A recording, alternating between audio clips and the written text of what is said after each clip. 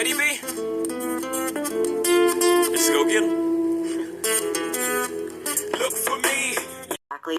And so when I'm reading this book, it says exactly that the timelines are deliberately made that way so that people will be so confused about their history that they will believe what they're told about their civilization and about their history and about their culture, so that they will worship the God they're told to worship, and they'll go to the church that they're told to go to, and they'll pray to the God they're told to pray to, so that at the end of their life, they'll go into the light and get sent right back to earth and go into the body and be born again, quote unquote, born again, and be reincarnated and do it over and over and over, be born again, quote unquote, born again, and be reincarnated and do it over and over and over and over, never knowing that they're actually an immortal being that lives forever, that it has amnesia and is trapped on this prison planet. And that resonated with me because it's always resonated with us. That's what we've been saying this entire time, that there's a mind wipe. We've been saying this entire time that, after this life, there's definitely a mind wipe. You can see 39 million votes so far.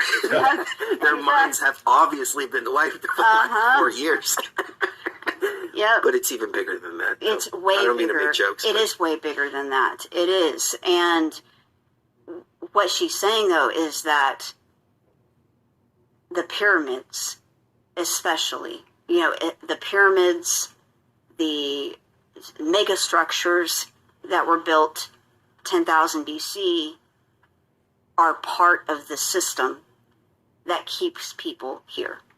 And that unlocking those and turning them off is part of getting people out of here and getting people's memories back and giving people the ability to remember who they are and remember that they are an immortal being and that they don't come from here and they don't belong here and that this is not their home and that these are, and that, yes, the beings, the animals on this planet are beautiful, and the flora and fauna of this planet, yes, it's beautiful, but this is not a very habitable planet.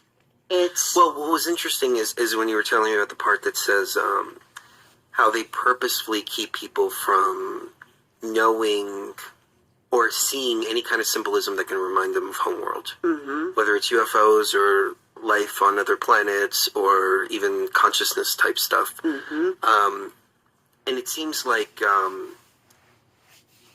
more you break these barriers of consciousness, I mean, this is one part that I put in the Terrence McKenna video, is that these tools that are naturally grow here, they unlock these certain levels of consciousness. And the deeper you go into these tools, like everybody, John Lilly, Terrence McKenna, Jacob Grinberg, Carlos Castaneda, the list goes on and on and on and on. These tools are very sacred tools, and they're special tools, and they allow you to communicate with entities that exist beyond the veil. Either that or it's part of the consciousness, one or the other, but everybody agrees. There's entities that reside interdimensionally beyond the veil, machine elves, whatever you want to call them. All of these tools are demonized. They're illegal. Yep. You can go to jail for using them in certain places. I mean... isolated from your family. Right. Yep. Gangstalk. Why? Right. That's the question, isn't it? That's the $1 million question. And Terrence McKenna actually said it really well one time. He said, imagine a culture that was so sure of itself and so sure that it was right that it said, please use psychedelics, please use this, and then come back and tell me I'm wrong. Facts. Right. But and then that information that people get from hyperspace And that's another reason why I've been looking into doctors and things like that, because these are educated people. These aren't just some guy just sitting in the Amazon drinking a brew. These are doctors. These are thinkers. These are people who have been educated. They all come to the same conclusion. So there's got to be something to it. Yeah. And then their work is ridiculed. I mean, this was one of the things that made me recoil really bad here in this arena here. Is I mentioned this on the last show, so forgive me for being redundant, but being called a drug addict for doing ayahuasca and mushrooms, being called a drug addict. You don't know what a drug addict is if you're using that term in that regard. But why is there such a push to demonize and get people away from this information? I remember we did a show way back in like 2016, 2017. We did it on Facebook. And we had a guy who came on the show. I don't remember what his name was, but he wrote a book about Caesar's Messiah, and he wrote another book which was really interesting. And we had him on the show before. Do you remember who that was? Oh my gosh. I don't remember the name. He came on under the premise that he was going to talk about psychedelic experiences and things like that, because that's kind of the theme of our show at that time. And he came on and talked about the complete opposite. And we had a caller call in, and he said, you know, I took mushrooms one time and I woke up and I was in a hospital and I was in the ambulance and I had blood all over me and this and that. And it's like, well, you shouldn't have taken mushrooms, dude. As simple as that. Like, you know, it's not for everybody. Don't buy the ticket if you can't. Yeah, you shouldn't do that. It doesn't mean that you can tell me what to do or all that. But it just turned into a shit show as a result of that. And I don't believe half of these experiences, because when he was bashing everything, I asked him, so how many experiences have you had? Yeah, I've never had any experiences with any of that. Oh, really? So then how are you going to come on our show, pretend like you're going to talk about one thing, completely steer things in a completely different direction, and then at least you have the integrity to admit, no, you don't know what the hell you're talking about. Right. Yeah, that takes a little bit of integrity. So why is there so much demonization of this if it's not coming from a centralized point? Like you said, now it's necessarily coming from these extraterrestrials that are out there controlling us as a prison planet and all that. Maybe, maybe not. But it's interesting because whenever I take all of the information that I have, whether it's positive or negative, put it all together, and I try to place it in some kind of box, or I try to place it in some kind of framework. Framework, that's a better term. If I try to place it in some kind of framework, the best framework that fits is something like what you're talking about. Right. Somebody said something really interesting. Chronicles of Divine Healing and True Ascension. It can't have people remember who they are. Oh, okay. I thought it was a question. And become sovereign and empowered. I thought it was a question. If that was a question, I would say yes. And we burned them at the stake. Then we called them schizophrenic. Now we shadow ban them. Yep, shadow ban, Gangstalking. That's what we do to people who remember who they are and become sovereign and empowered. They move neighbors next door to you, from your right to your left to your front to your back, and they bang on walls all day and hit you with weapons. It's interesting. That's how they become punished. It's interesting you say that, because I started a Facebook page back in 20. Best believe it's a price to pay when you wake the fuck up. But some of y'all being targeted and you ain't even woke.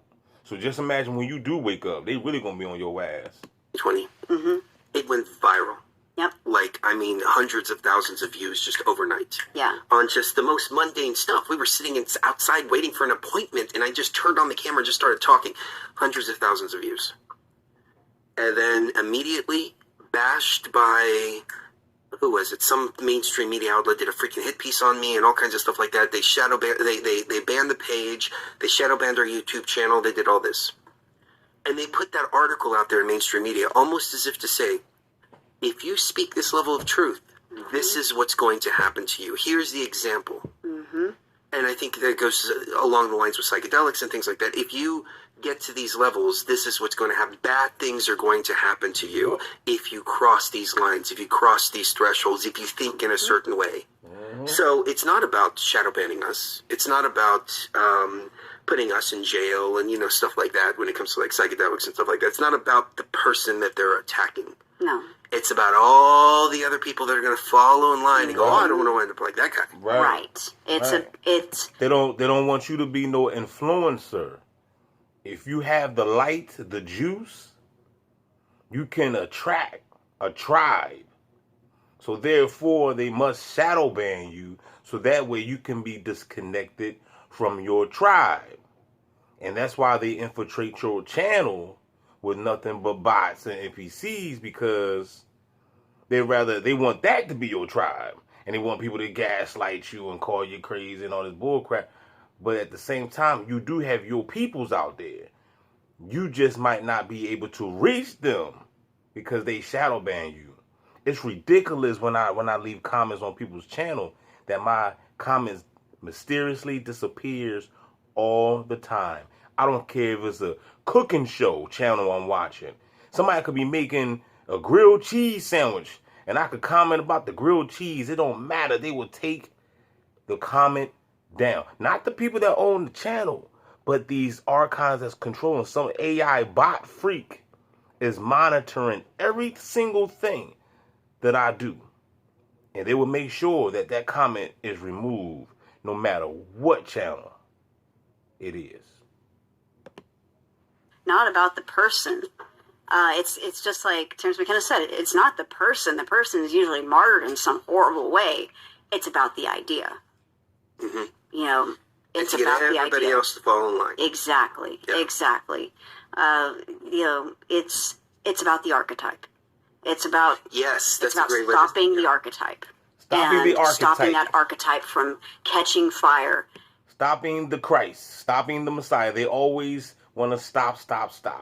Everybody waiting on Jesus Christ. What you waiting on Jesus Christ for? All you going to do is kill him again? Jesus Christ done came down this joint 1,000 times trying to save your punk ass. You still sleep. You keep killing them. What did they do to Jesus Christ back in the day? They assassinate him. They put him on a tree. You know what I'm saying? They crucified him. They still doing it. Christ is being born every day, and you still out here crucifying the Christ. But at the same time, you're in the mind control thinking you're waiting on Jesus Christ, but you're on the what? You waiting on the beast. That's what you waiting on. And making people aware on a more mass scale that they're prisoners. That they are prisoners. You know, and especially, you know, the prison guards, you know, so to speak, the people that are the influencers especially, you have to get them to not realize that they're prisoners. You know, that's a prime example is Trump himself. You know, I think when Trump decided. You ready, B? Let's go get him.